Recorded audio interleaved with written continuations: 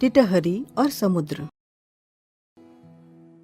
समुद्र के तट पर टिटहरी का एक जोड़ा रहता था।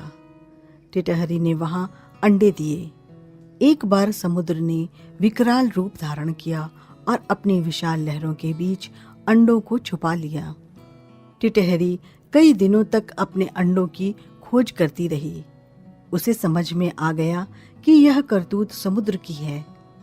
उसने समुद्र से बार बार अपने अंडों को वापस करने के लिए प्रार्थना की। समुद्र द्रवित न हुआ। टिटहरी ने निश्चय किया कि मैं समुद्र को बालू से पाटकर सुखा दूंगी। वह लगातार अपनी चोंच में बालू भरकर समुद्र में डालने लगी और यह कार्य नित्य करने लगी। समुद्र ने टिटहरी का मजाक उड़ाते हुए उससे कहा, तुम्हारा यह प्रयास व्यर्थ है।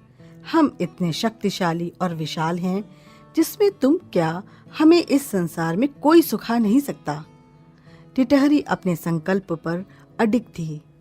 उसने समुद्र से कहा, मैं अपने अंडों को पाने के लिए निरंतर प्रयास करती रहूंगी।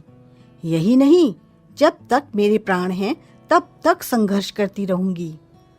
समुद्र ने टिटहरी की एक भी न सुनी, अपने घमंड में चूर रहा।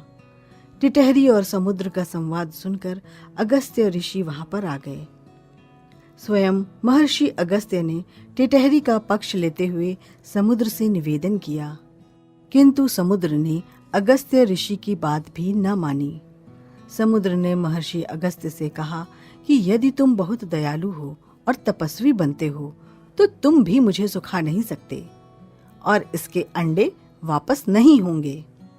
ऋषि अगस्त्य ने समुद्र के अहंकार पर क्रोधित होते हुए और कमजोर को न्याय दिलाने की आशा से समुद्र को अपने तप बल से हथेली पर ले लिया। इस पर समुद्र भयभीत हो गया।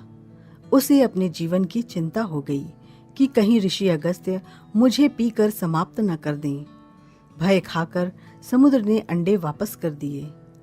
तभी दयालु महर्षि ने समुद्र को मुक्त कर दिया और महर्षि ने समुद्र से कहा कि कभी किसी कमजोर को सताना नहीं चाहिए और अपने बल का मिथ्या अभिमान नहीं करना चाहिए। टिटहरी अपने अंडे वापस पाकर महर्षि के प्रति कृतज्ञ हुई। अतः मनुष्य को अपने जीवन में कृतज्ञ होना चाहिए।